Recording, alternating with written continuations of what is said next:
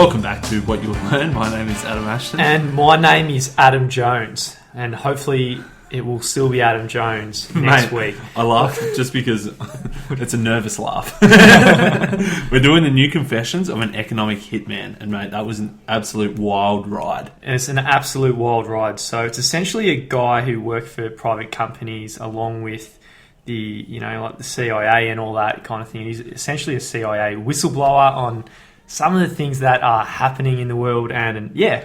It's wild. It's just absolutely wild, man. Absolutely wild. So John Perkins is the author. We're speaking to John Perkins midweek, so I'm sure we'll get some even more wild shit. And so essentially this is the stuff you do not see in the media ever, will you? You're never going to see this kind of stuff in the media. The only way you're going to hear about it is if it was from someone on the inside, and John is on the inside, and he's the one who wrote the book on it.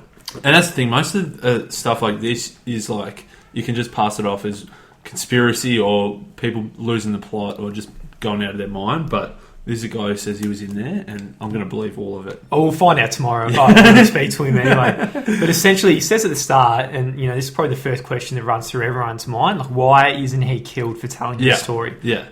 And it's essentially, this book is his insurance policy. Yeah. Because his name's out there with his book, it's just going to become more. He won't. They probably want him to be seen as this ridiculous conspiracy kind of dude. Yeah. But if he gets off, because basically, like throughout the book, and we'll go through a lot of them. Anytime someone goes against the US government, they get in some freak accident and die. Yeah. And so that's why he's saying like it probably could have happened to him, but because he's got the book, it's too sus, mate. So the start of the book, it says economic hitman.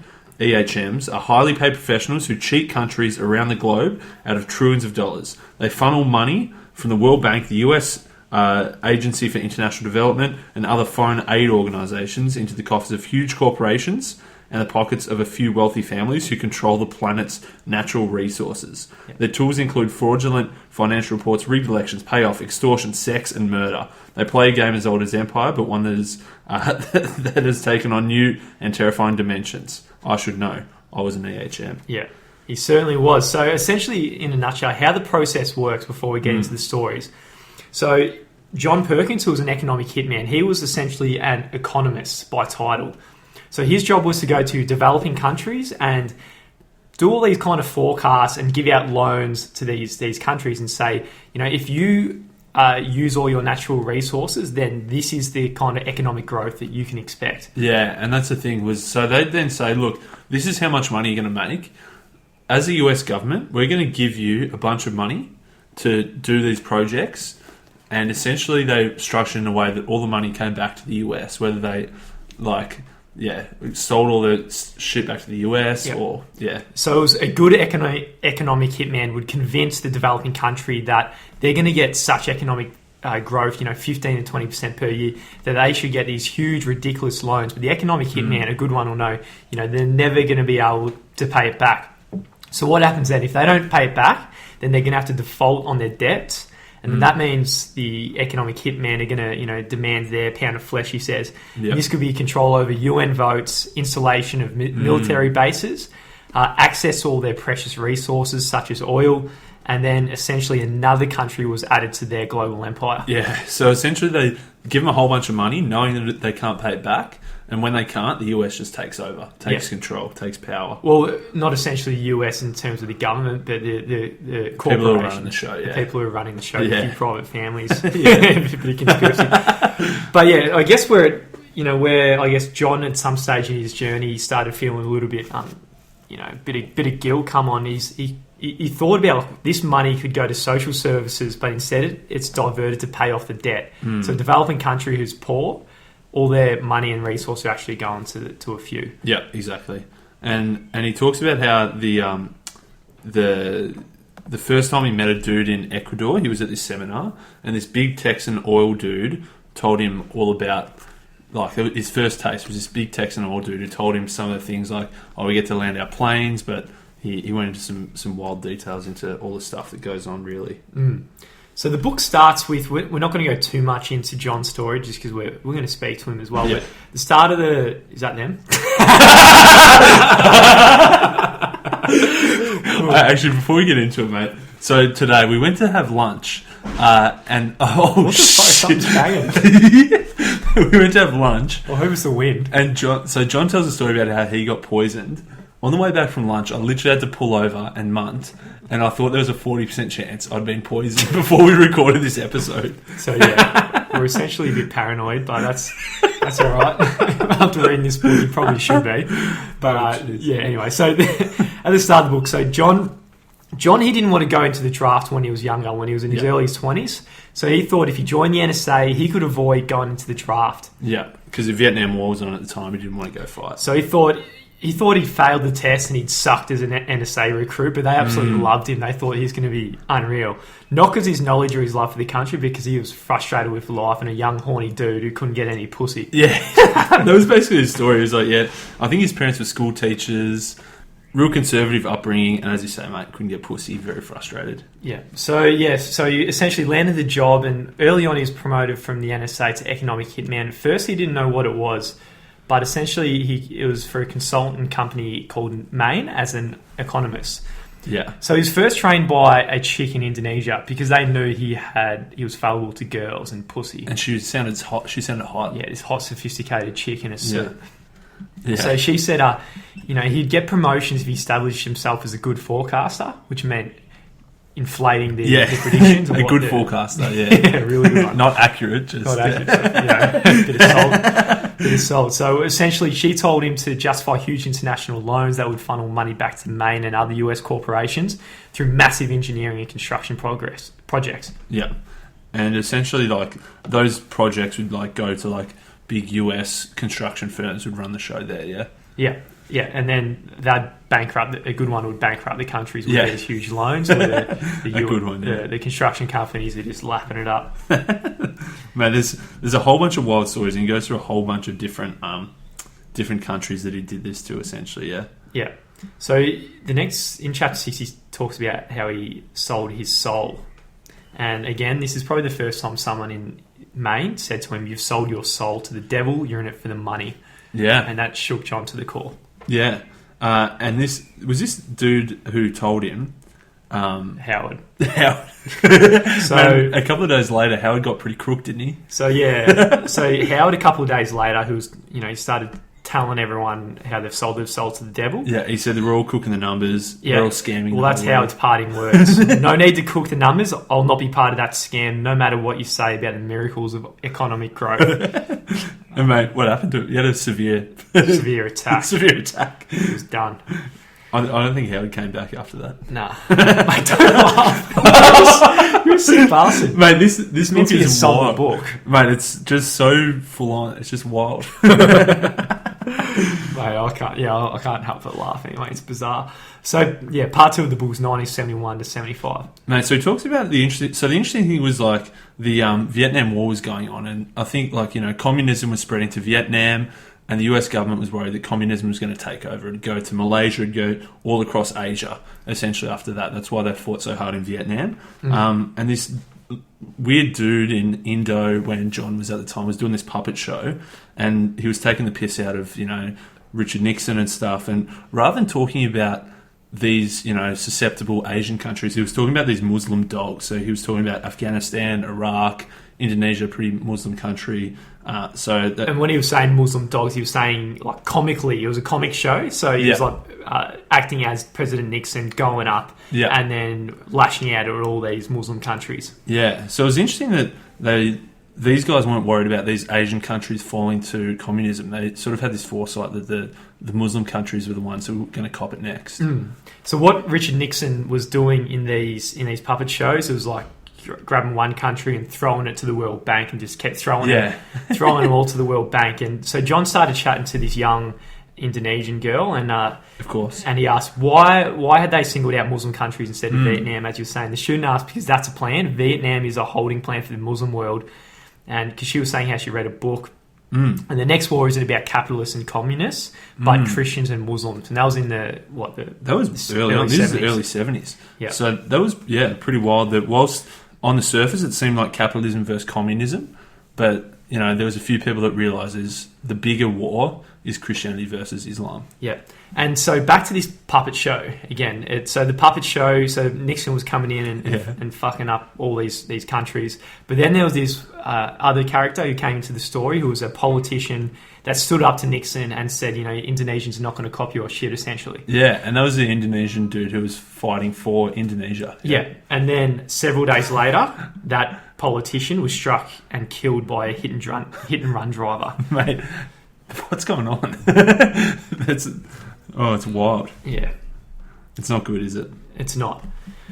So John kept on working as you do. That's what I think why the book's good, because it kind of like shows you what's going on through someone's brain who does have a moral compass, how they kind of rationalise all these kind of decisions that they're making. And John was, he's contributing to some of the most evil stuff in the world at the time. Yeah.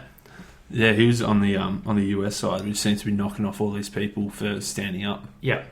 So it goes into the Panamas and a little bit there, and so in 1903, the US essentially went there and invaded the country and then ruled it, just because it was such an economical, strategic, fantastic place to be. Yeah, is it because the Panama Canal is sort of the way through from one side to the other? That's where you got to get through. Yeah. And so that's why the US wanted control over that. They wanted to make a really good deal that was beneficial for the US. And that was where the first character who kind of stood up to the US, a dude called Torrijos. Yeah. Probably butchering the pronunciation of his name. It's not as bad as some of your past attempts.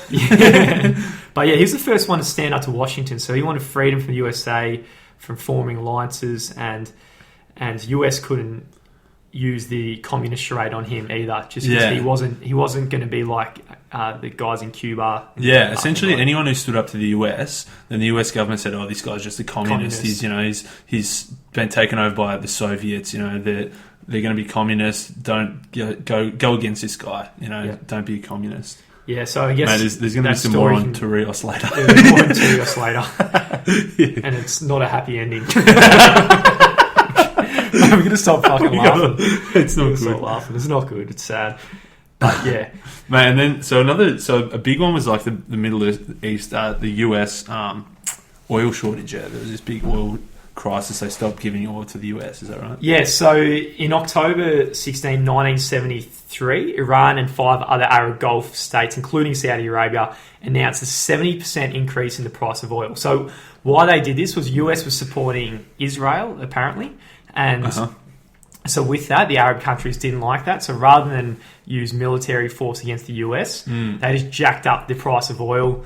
And then in the space of like a few years, it went up by 8 times or something, the price of petrol. And then a whole world economy is run by petrol. Yeah. So essentially the US was just brought to their needs. Yeah. And everyone around the world was. And essentially because OPEC, the oil producing something countries, essentially that's all those guys who work together. They can just collude. They can just make the price whatever they want because they control most of the oil. Yeah. And that's how they were able to just bump it up. So Saudi Arabia might not have the biggest military in the world, but they turned out to be, they raised themselves as a big player in the world of politics at that time. Yeah.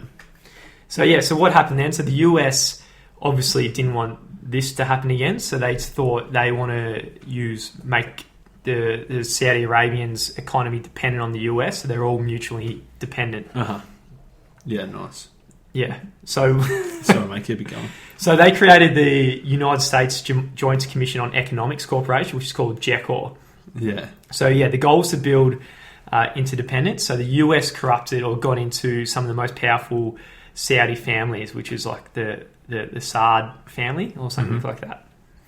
So, mate, you're going to back me up here? Yeah, no. And essentially, this family was able to pretty much run the show in Saudi Arabia, and the US was like, okay, well, if we look after you, you look after us, we'll all be pretty happy, and they could sort of do what they want, even though there was probably some questionable things going on in Saudi Arabia at the time. Yeah, that's right. So Washington wanted the Saudis to maintain oil supplies and price levels, so keep that stable. But and Washington would offer unequivocal US political support and, if necessary, military support, ensuring that Saudi Arabia rules all of the Middle East. Wild. And on top of that, the Saudis, on the other hand, were required to use the petrodollars to buy US government securities, and the interest was spent on Saudi Arabia. And all the contracts were given to private US companies to go in and just build the desert cities that we see today.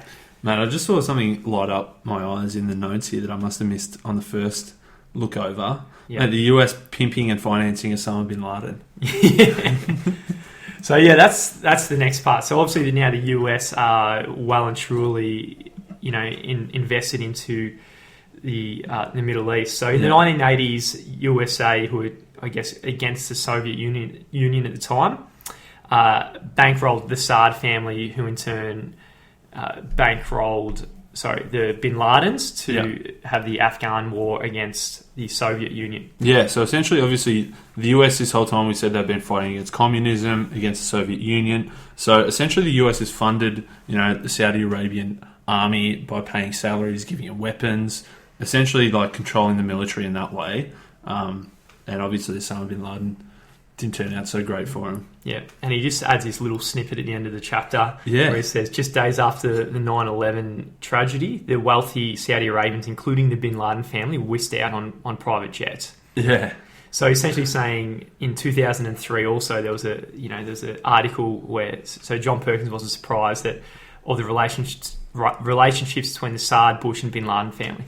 No, it's just it just seems so bizarre. There must be more to that 9/11. We'll have to ask John what the go with 9/11 was. Yeah. There could be more to it. Could be more to it. No, we'll be neutral for the moment. Yeah. You probably hear a few hints in our voices, but that's all right. Mate, I guess chapter 25, I quit. Yeah. Essentially, so John decided, this stuff is just too. I got to get out of this. I've seen way too much stuff that I do not want to be a part of this. And when he quit, the other people around him thought they sort of had to think, oh, this guy's lost the plot. This guy's insane, rather than them realizing that maybe he's level-headed and we should question our own intentions. Yeah. So at this stage, he was like the chief economist and he was lecturing at Harvard University. So he wasn't just a little intern CIA corporate dude. He was top dog there. Yeah. He was a partner in the company as well and making fucking millions. Yeah, maybe the best part, I guess, is that whilst someone else could easily fill his shoes, they didn't want any of this to get out. Obviously, that's a big part of it, because they said at the very start, if you're in for life. And once he quit, a couple of months later, one of their clients said, look, if John's gone, we're going to pull out our contract with you guys. So they said, look, in order to keep the client happy, we need to keep you on as like an expert witness in this court case they've got going on. So essentially, the company said, okay, we'll pay you a retainer to keep you on to come and act in some of these court cases. And he said,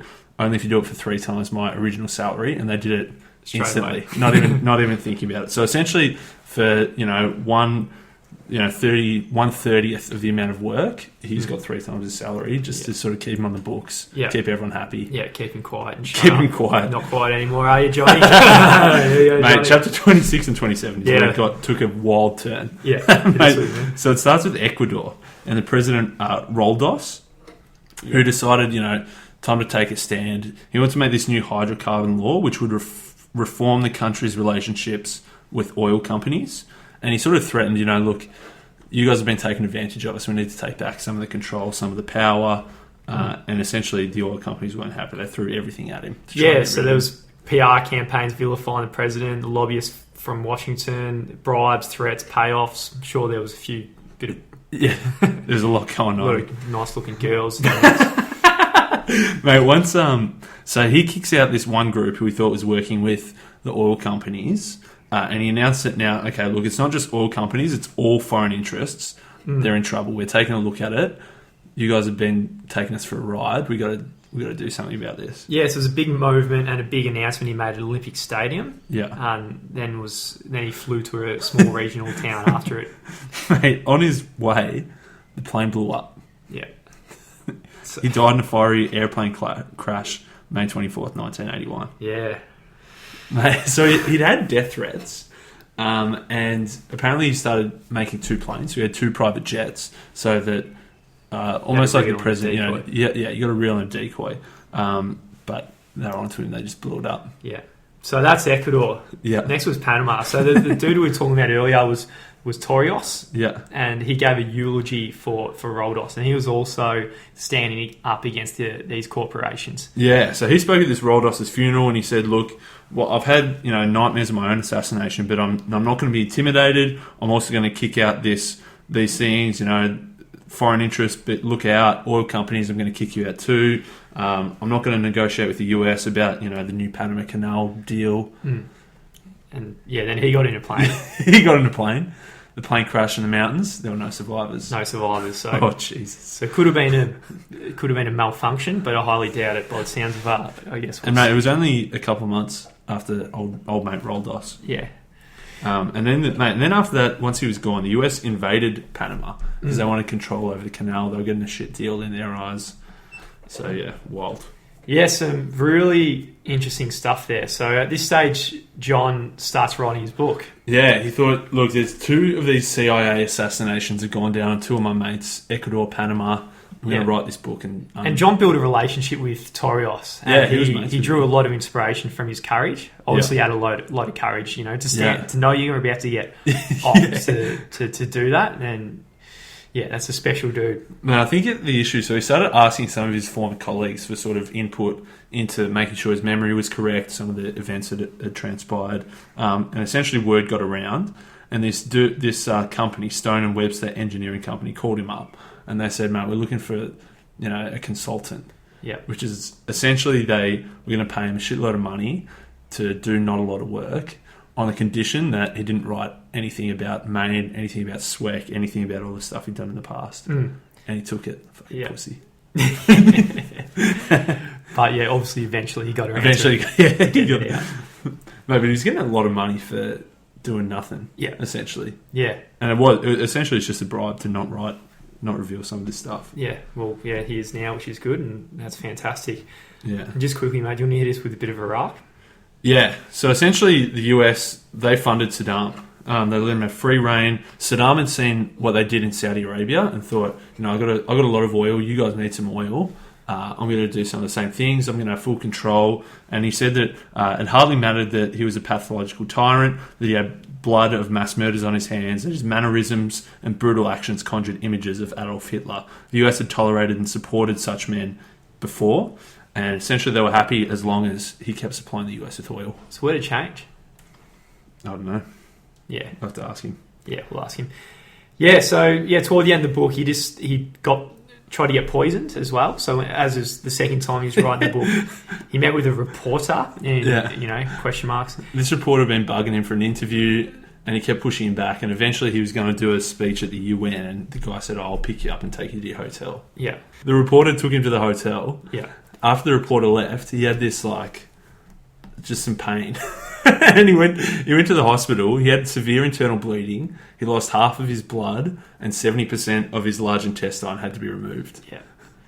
So, mate, I don't know if this guy did anything to him, but it's pretty sus. It's pretty brutal. It's a lot of sus things. Yeah. And yeah. It's like all the guys who got off. It's like hit by a car, hit and run. It's just it could be a disastrous just one off. There's too many trucks hitting people for no reason. that has to. One quick warning is that he says China's the next wild country coming up. That in Ecuador, the US had $3 billion that Ecuador owed them, and they were going to default, but China stepped in. They gave them $1 billion, they gave them $2 billion, they gave them $5.5 billion, and essentially China's doing all the stuff that the US used to do now, or still does. Yeah. Not as bad. I thought he had a more positive spin on China toward the end. Maybe a little bit more positive. Yeah. In the sense that the countries that China's trying to take over, Tibet, I think China's been in a big war with them, essentially. Yeah. They're saying that it's just the previous empire that they're taking back, whereas the US just wants the whole world. Yeah. I think that's what he said. There you go. So, toward the end of the book, it goes on to things that you can do as an individual or corporation or whatever. But essentially, one of the big ones that I got out of that is just not going to debt. Yeah. Mate, we just went on the world debt clock before, and it's absolutely unbelievable what kind of debt the whole world is in. No, the US is in $20 trillion worth of debt. Yeah. Japan's in $9 trillion. Australia's $500 billion. Yeah. It's a lot of debt. And we saw it ticking up. I think Australia's paying 11,000 in interest per second. Yeah. US is paying 2,500 per second. And I think per year the interest is in hundreds of billions for the US or something. So it's probably enough money to solve global hunger. Yeah. In just one swoop. So essentially that's where all our money's going to, and then where's this interest going? So that's probably a question for the big John. Yeah, there's a whole bunch of stuff people can do, like a lot of things. Essentially learn all you can, keep learning, question authority, avoid debt, mentor young people, pick a cause and support it, live consciously, take action, teach younger people, be careful who you own stocks in. There's like 50 things here. Yeah. But they're basically just get out there and take action, do something. Good stuff, man. It's a good book. I think it's scary. We should probably balance it with the crock of shit law of attraction kind of positivity book to balance this dark. I think it's important to understand what's going on in the world, man. Mate, we're gonna have, mate. There's some wild shit out there. Some wild shit. You can be ignorant and close your eyes. Yeah. Or you can not believe it. I know, it might not be legit. It might be. Yeah. Personally, I think it's legit. I think it's pretty legit. But we'll find out what Johnny has to say. I think you're better off living with living a life with your eyes wide open. Yeah, mate. Mate, I'm still feeling a bit crook from that lunch. And so if you guys hear this, that means we made it. So far. We so far. made it, mate. Mate, I'm going to be sleeping with one eye open tonight, though. Yeah. Now, we're not doing a song today. We thought we recorded this a little while ago as our own personal insurance policy. Like, John's got this book as insurance policy. We recorded an insurance policy. So it was our Paranoia a couple of weeks ago. We're going to play that instead of the song. So essentially we're being paranoid little bitches before we're going to speak to him. Mate, when we read the first 30 pages and it was like, this guy said something, he got knocked off the next day. This guy acted out. Got knocked off. He got in a plane crash. This guy told the US government to get fucked. He got hit and run. Yeah. So we thought we were in strife. Yeah. So essentially we had this little phone chat planning to put this up weeks after, just in case we got off, it would come up. But. So here it is. This is a message from beyond the grave, Adam and Adam. So potentially, if you're hearing this, that means we got killed by the CIA just before we interviewed Jonathan Perkins. Today, what's the date? Today is the 8th of October. We just started listening to... we just started reading the book called The New Confessions of an Economic Hitman. Author is John Perkins. And, mate, it is explosive, to say the least, and there is a 10% chance that we're going to get knocked off by the US government. 100%. So 100%? Mate, there's not 100%. 10%, there's a 100% chance. Yeah. So in the first 25 pages, there has been many people who have just been offed. They've just been, they oppose them and then they're walking the dog and then they just get hit by a train or something. So if something really weird happens to us health-wise, it means it was the fucking US. That's 100% it. It's basically... John Perkins, he wrote this book as his own insurance policy because he knows too much, and by him putting it out there, it becomes too suspicious if he gets knocked off. So this is him protecting himself. Now we're speaking to this guy on the 20th of October, and we could be in strife, I reckon, between now and then. Yeah, so fingers crossed, but if we're done, we're done. Mate, is it worth the risk? I think it is, mate. I think it is. This is our insurance policy, this episode. So essentially, if we get knocked off, it's the US government. If we don't get knocked off, it's because of this episode right now. Yeah, exactly. That's right. This is out while we're live. They're monitoring this phone call. That's it. I'm going to leave it there. That's it.